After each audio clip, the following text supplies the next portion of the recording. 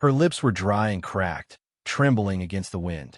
Her hands shook where they clung to the edge of the old, broken well. The sun pressed down hard, burning her skin like punishment. Her eyes, half open, half lost, stared into nothing. When she finally spoke, her voice came rough, a whisper dragged through dust. "You bought me. So end it. If you're watching this, subscribe and let me know where you're watching from. This story gets much more intense, and I'd love to hear your thoughts in the comments below." Ethan Cole stood a few steps behind her, the sound of her words cutting through him like a blade. He'd seen things die before. Cattle left too long in the desert, horses breaking their legs, men freezing in the snow. But nothing had ever struck him like that trembling voice. It was the summer of 1885 in a place called Dodge City, Kansas, a town that smelled of whiskey, sweat, and blood. A last stop for the broken and the lost. Ethan had come to buy 10 horses. He left with one human being instead. They said her name was Lily. No one knew if that was real or something the auctioneer made up to make her sound worth more. She couldn't have been more than 22, too young to look that worn, too quiet to fight. Ethan had stood at the edge of the crowd while men shouted numbers. She stood barefoot on a splintered stage, wrists tied, hair tangled like old hay. When the bidding hit $40, Ethan lifted his hand. The crowd went silent. No one dared go higher against him. A man with the kind of eyes that told stories of graves dug with his own hands. A man who'd buried friends and never spoke about them again. Now, miles away from Dodge, his wagon rolled along the dusty trail toward his ranch in Palo Duro Canyon. The girl sat in the back, hands bound, eyes closed. She hadn't eaten since morning. The heat shimmered off the land like glass.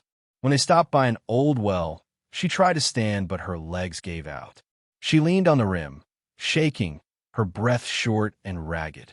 That's when she said it again, softer, almost broken. "You bought me, so end it." Ethan froze. His fists clenched at his sides. He wanted to look away, but couldn't. Her back was bruised, her shoulders thin and sunburned. He suddenly understood what she thought he'd paid for.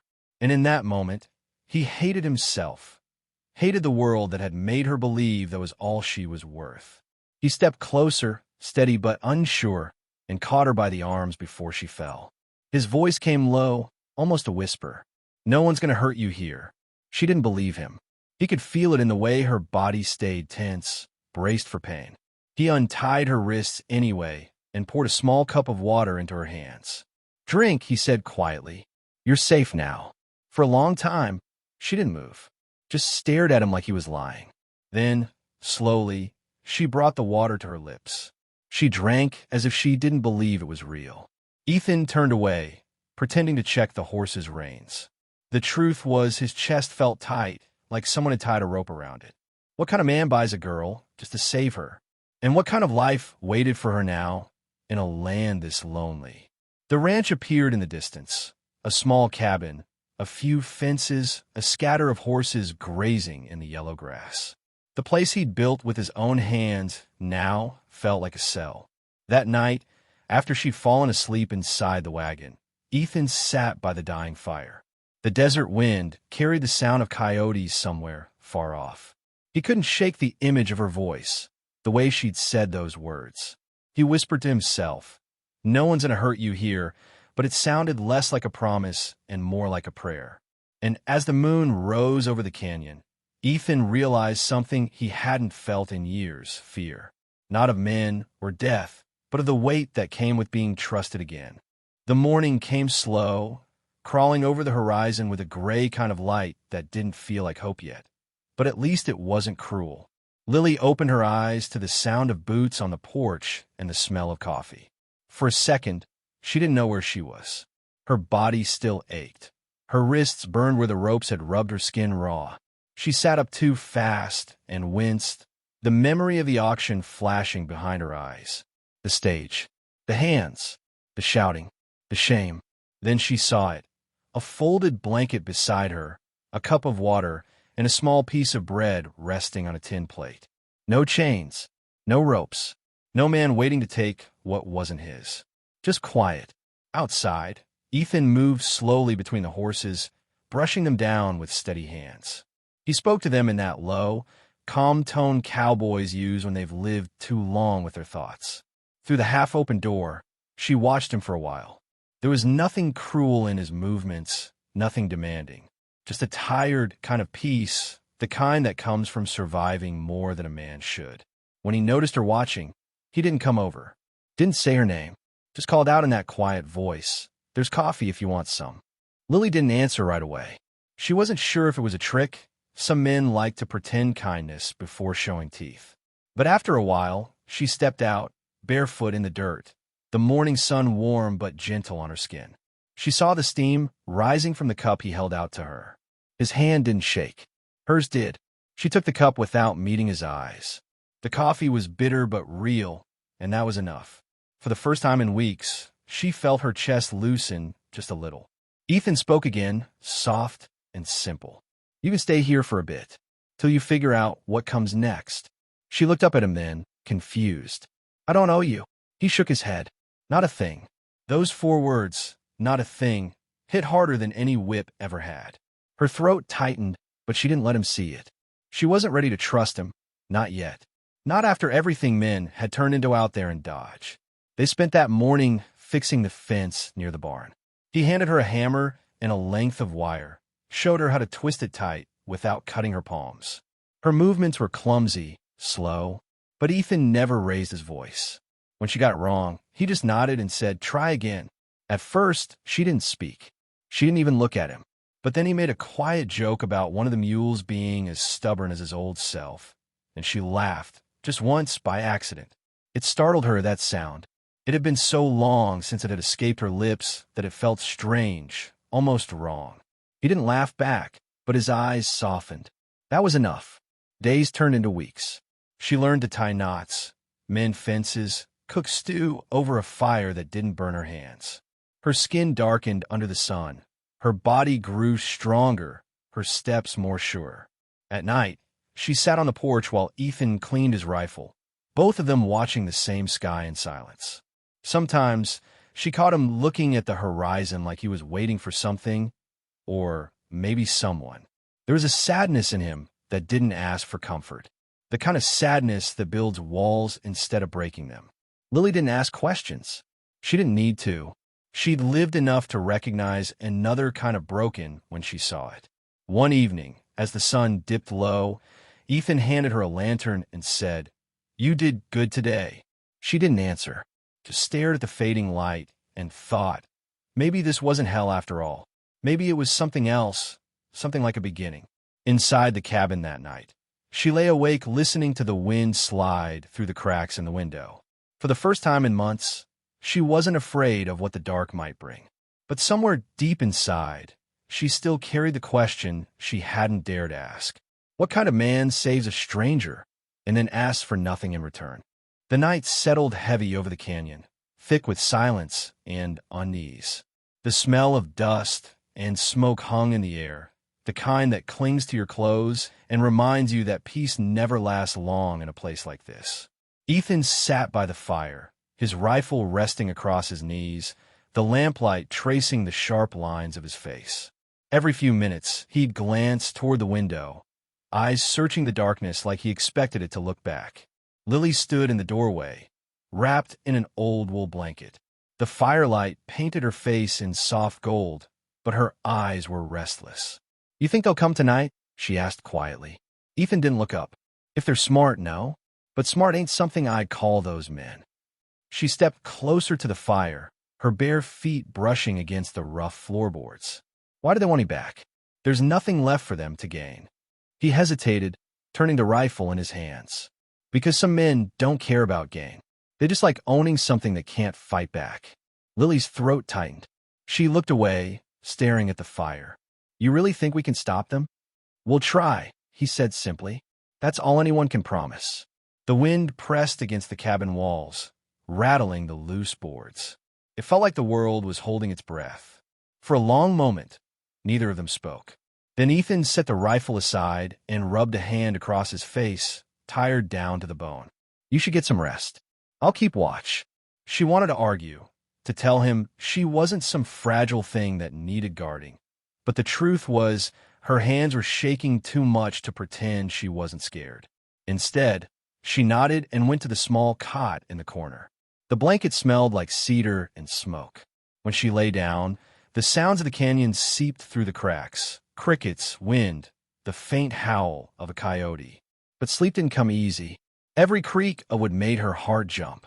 She thought about Dodge, the stage, the hands that pushed her forward, the way the world had watched and said nothing. And she thought about Ethan, how he had stood there, silent and unafraid, the only one who didn't see her as a thing to be bought. Hours passed before she drifted into a shallow sleep. Outside, the clouds crawled across the moon, casting long shadows over the ranch. Ethan sat by the fire until his coffee went cold, every muscle in his body coiled tight. By dawn, the storm had passed. The ground was damp, the air heavy with that scent of fresh dirt and something darker, tension. Ethan poured 2 cups of coffee and handed one to her when she stepped out, her hair still messy from sleep. "They'll be back," he said, "and this time I won't just wait." She wrapped her hands around the warm tin cup, her voice barely above a whisper. "What are you going to do?" "Ride to Fort Griffin," he said. "Tell the sheriff what's happening. Maybe get a few rangers to come out this way." She frowned. "Then I'm coming with you." He shook his head. "This is my mess, Lily. You stay here and keep the lantern lit. If I'm not back by sunset tomorrow, pack a bag and ride north till you hit the river. Don't look back."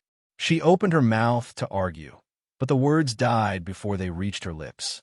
Something in his tone told her not to fight him. Not this time. Ethan saddled his horse, checking the straps and the rifle one last time. The morning light painted his face in pale gold, and for a moment, he didn't look like the man who had bought her. He looked like someone about to do something he couldn't come back from. "Ethan," she said suddenly. He turned, and she struggled to find the words. "Why do you care what happens to me?" He looked at her for a long time, and in that silence, she could almost hear everything he didn't say. Finally, his voice came low and steady, "Because somebody should have cared before."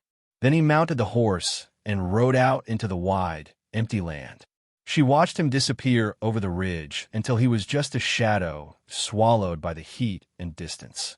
The day crawled by slow.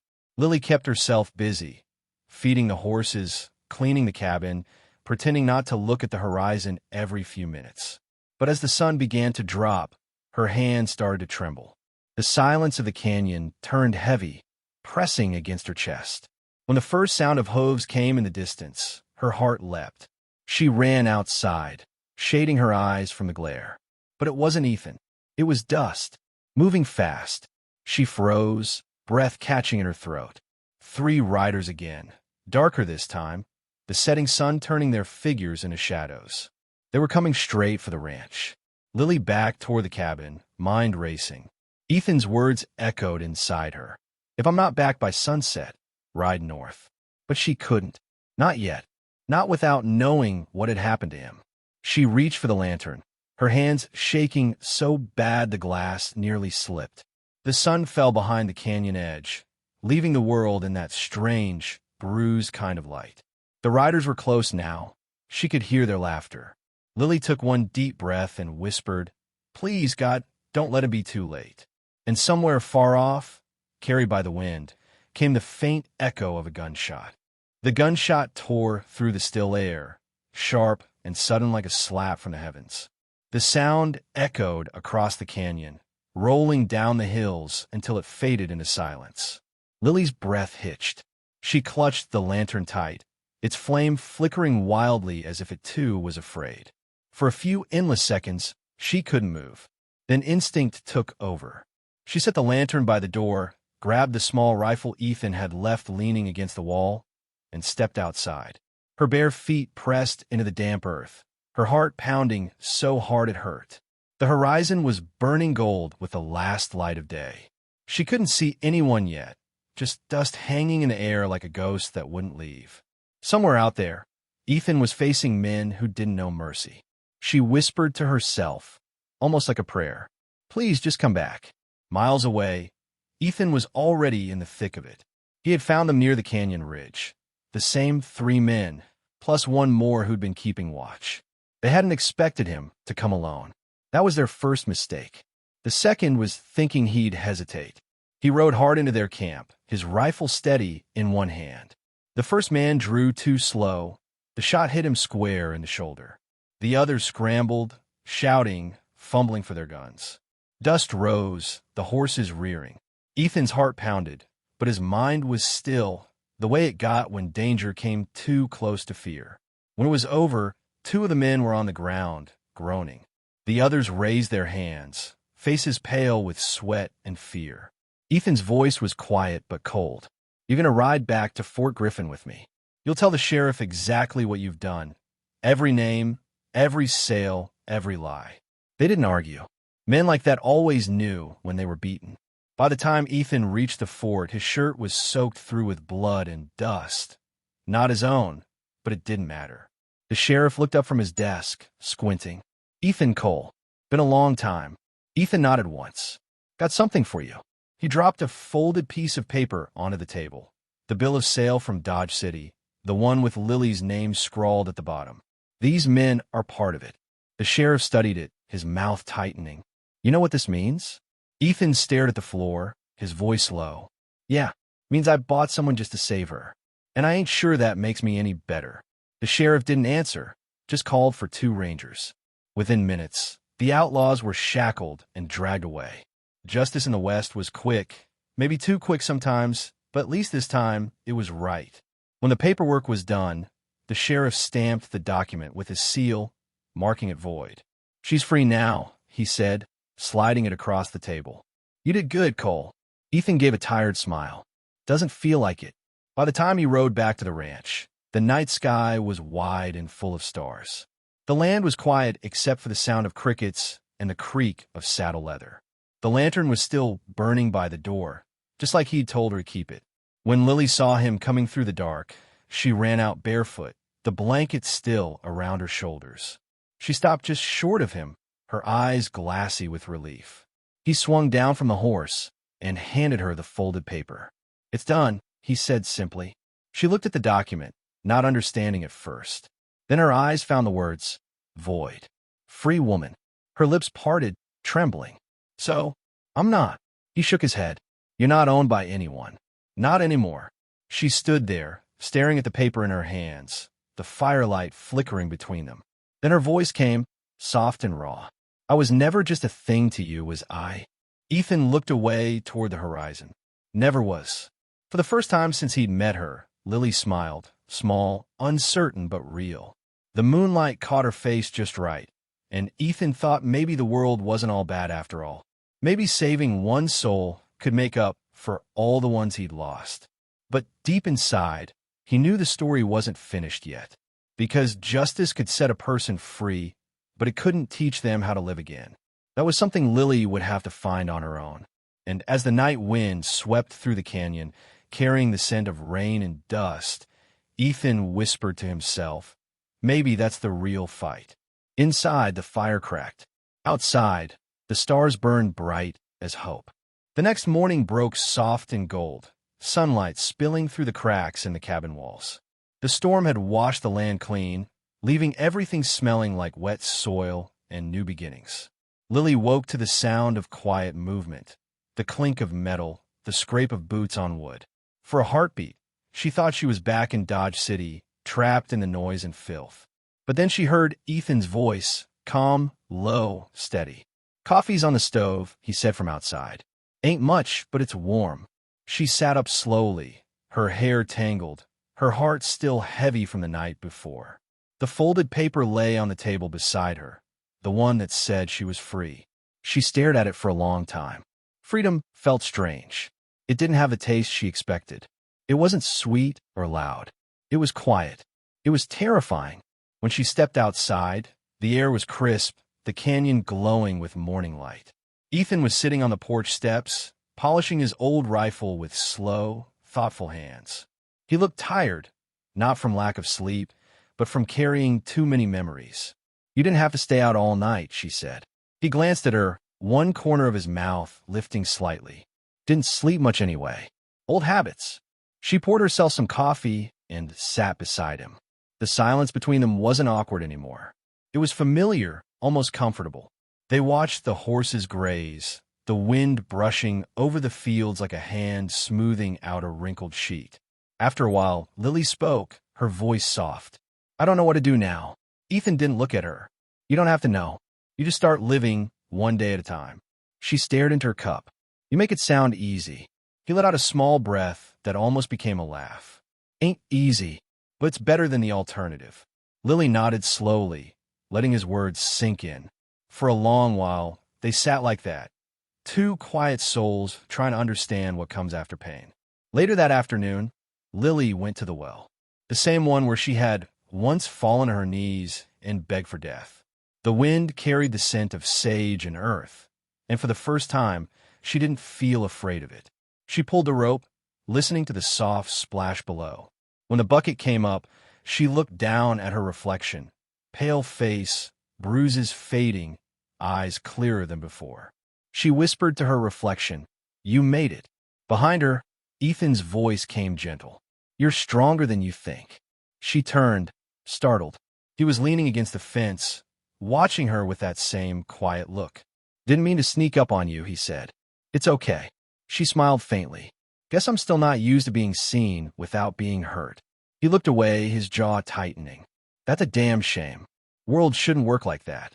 She wanted to tell him how those words hit her, like warmth in a place that had been cold too long, but she didn't. Instead, she just nodded and carried the bucket back toward the cabin.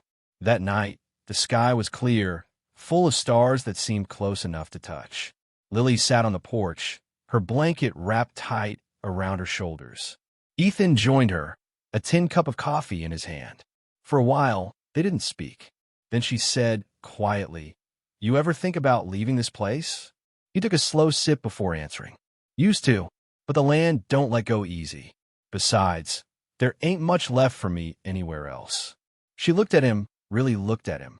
The lines on his face, the roughness of his hands, the weight in his eyes. "You talk like a man who's already halfway gone." He gave a tired smile.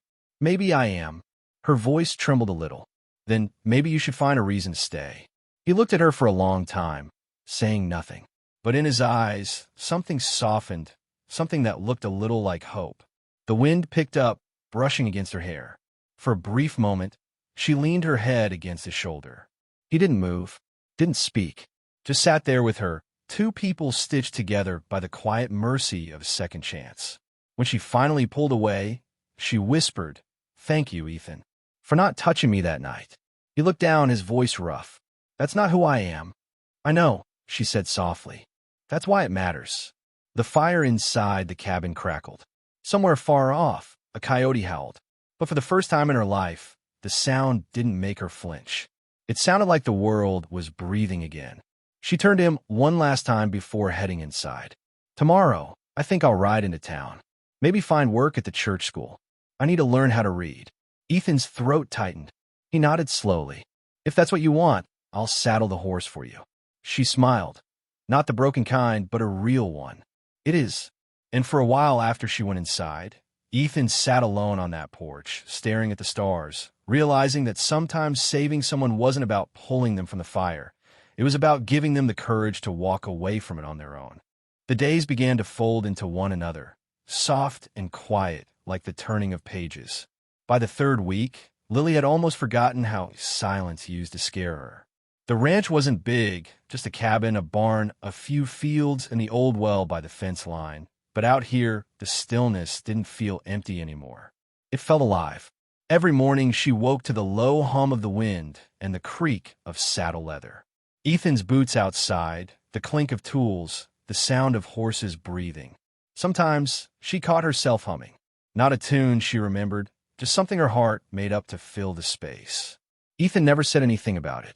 He just listened, quietly, as if her voice was proof that she was still here. One afternoon, while she was washing the dust off her hands by the well, she noticed him watching her from the porch. His face gave nothing away, but his eyes looked different, not like a man wanting, but like a man remembering. She dried her hands quickly, nervous without knowing why. He turned away first, picking up a rope, tying it slow. "Storm's coming," he said. "We'll need to bring the horses in." They worked side by side as the clouds rolled over the canyon. The sky grew heavy and mean, thunder groaning like something alive. When the first drops hit, she flinched, but Ethan just kept working. "It'll pass," he said. "Everything does." By nightfall, the rain had stopped, leaving behind that clean smell of wet dirt and wild sage. Ethan lit the fire inside while Lily sat near the table, her hands wrapped around a cup of water. The warmth of the room felt strange, like it didn't belong to her yet.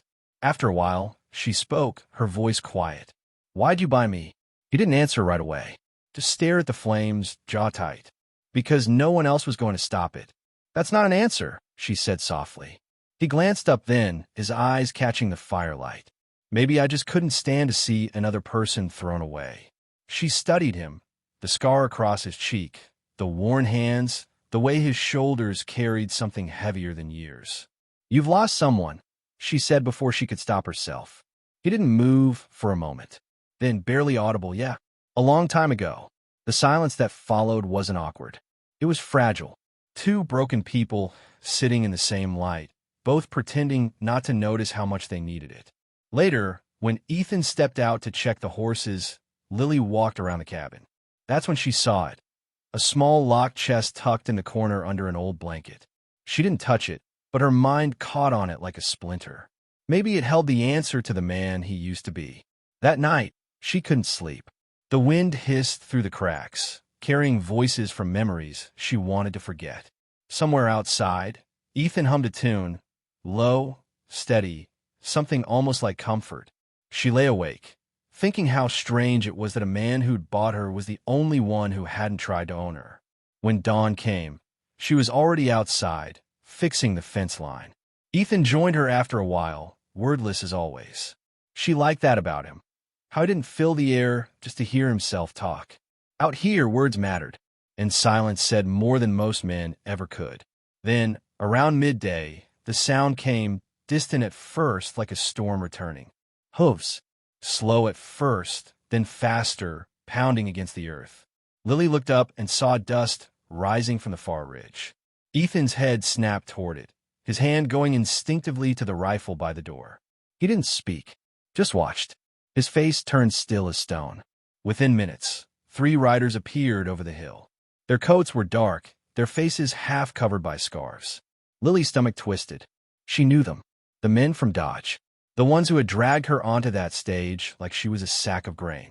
One of them called out, "Mornin', Cole. We've come for what's ours." Ethan didn't move. He spat into the dirt. "Nothing here belongs to you." The leader grinned, pulling down his scarf. "Come on now, old man. You paid for her. She's marked. You think a paper changes that?" Ethan's jaw tightened, the rifle cocked with a clean, deadly click. "Turn around while you still got daylight." The air went still. Even the wind seemed to stop. Lily's hands shook as she gripped the fence. The men laughed low and cruel. "You don't scare us, Cole," the leader said. Ethan took a single step forward. His voice was calm. "You should be." Something in his tone made them hesitate. They'd heard stories. The man who once stood down a gang in Abilene, left 4 men in the dust, and didn't fire a second shot. A man with nothing left to lose. The leader's smile faded. He spat into the dirt and turned his horse. "This ain't over." As they rode off, their laughter echoing faintly behind the ridge, Lily stepped out from behind the well. Her face was pale, eyes wide. "They'll come back," she whispered. Ethan nodded slowly. "Then we'll be ready."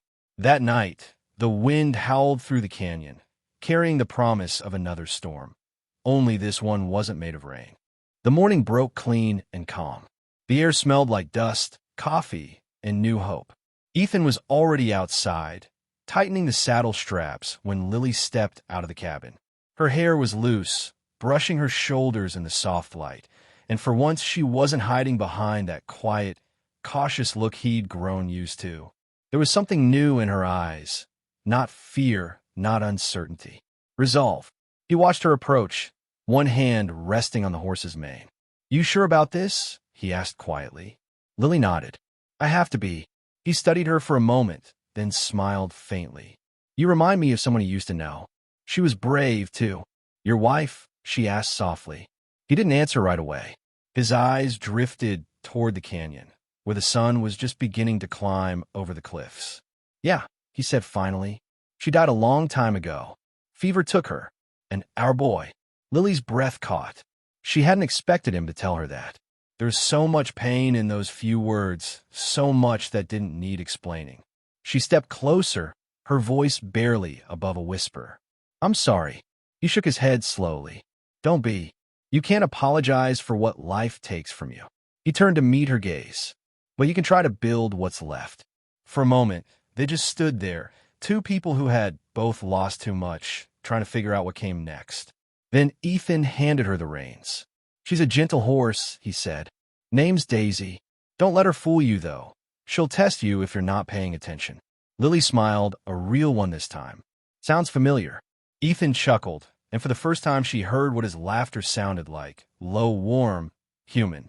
It was a sound that didn't belong to a man buried in guilt, but to someone who still had a little light left. He helped her onto the horse, his hand steady on her arm. Town's about an hour west, he said. Follow the ridge till you see the steeple. Folks there are kind enough, mostly. She looked down at him, her fingers curling around the reins. You'll be here when I come back? He gave a small nod. I ain't going anywhere. The wind stirred between them, lifting the dust, carrying that old smell of sage and earth. For a long second, neither spoke. Then she said softly, You changed everything for me, Ethan. He looked away, swallowing hard. No, Lily, you did that yourself. I just gave you a place to start again. Her voice trembled, caught somewhere between gratitude and sorrow. I used to think my life ended the day they sold me. But now, I think that's when it began. He didn't trust himself to speak, just nodded, eyes glistening in the morning sun. Then she clicked her tongue, and the horse started forward. He watched her ride through the tall grass, her figure growing smaller against the endless horizon. She didn't look back, not because she didn't care, but because she finally could face the world without fear. When she disappeared behind the ridge, the silence that followed wasn't empty. It was sacred. Ethan stood there a long time, the wind tugging at his coat, until the sound of her horse faded completely. He turned back toward the cabin, every step heavier than the last. The place felt different now, quieter but not lonely. He walked to the well, the same one where she had once fallen, where despair had nearly taken her. The stones were chipped, the rope worn thin, but it still held. Ethan picked up a bucket, lowered it down, and pulled it back up slowly. The water gleamed in the light, clean and clear. He poured a handful over the rim, washing away the dust that had gathered there for years. Guess you've seen enough pain for one lifetime, he muttered to the well, like it could understand. Then he leaned against it, eyes closing. He could still hear her voice, soft and certain. You changed everything for me. Maybe she didn't know it, but she'd done the same for him.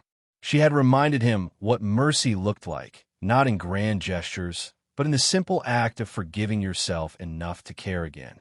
That evening, Ethan sat on the porch, watching the sunset paint the canyon in shades of orange and rose. For the first time since his wife died, he felt something shift inside, something small but real. Peace, he whispered to the quiet air. Maybe some things can be saved after all.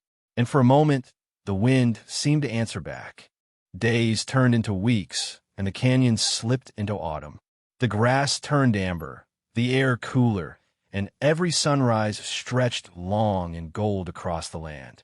Ethan lived in the quiet rhythm of the ranch, feeding the horses, fixing the fences, tending the small fire that kept the cabin warm.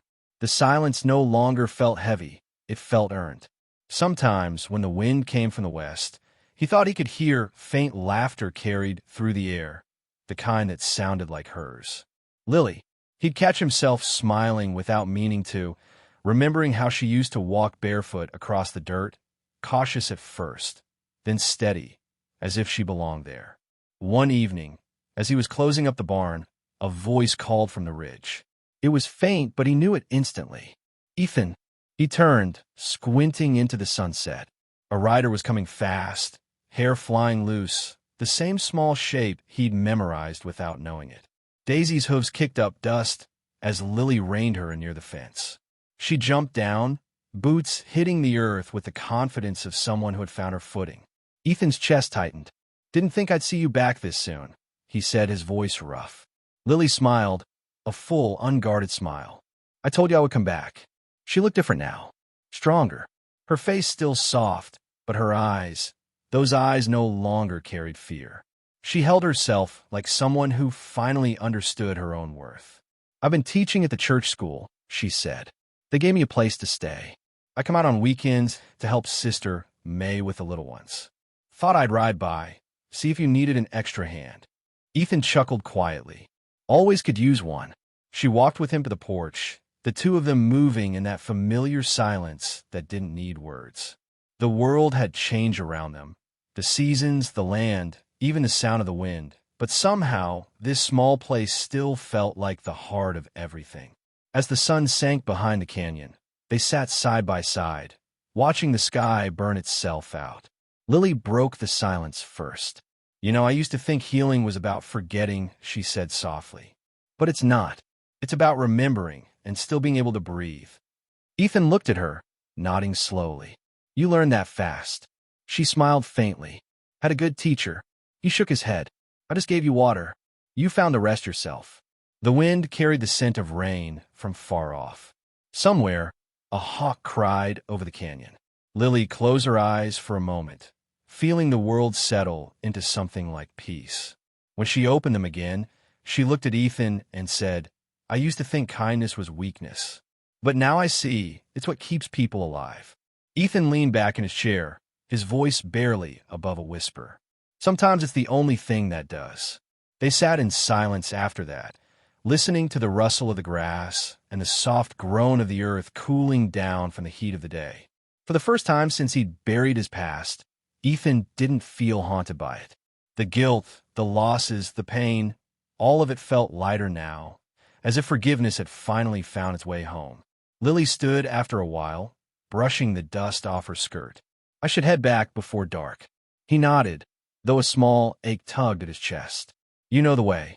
She smiled and took a step toward her horse, then paused. Ethan, he looked up. I never thank you for saving me. He smiled, gentle and quiet. You did. You just don't remember when. She tilted her head. When? The day you started smiling again. Her eyes softened. She mounted the horse, giving him one last look. Goodbye, Ethan. He nodded once, slow. Goodbye, Lily. He watched her ride into the fading light, the wind carrying her laughter across the open fields. When she disappeared beyond the ridge, he whispered to himself, Go live your life, girl. Then he turned back toward the cabin, the evening sun spilling gold across the land he once thought was his prison. Now it felt like a sanctuary, not because it was peaceful, but because it had taught him how to be.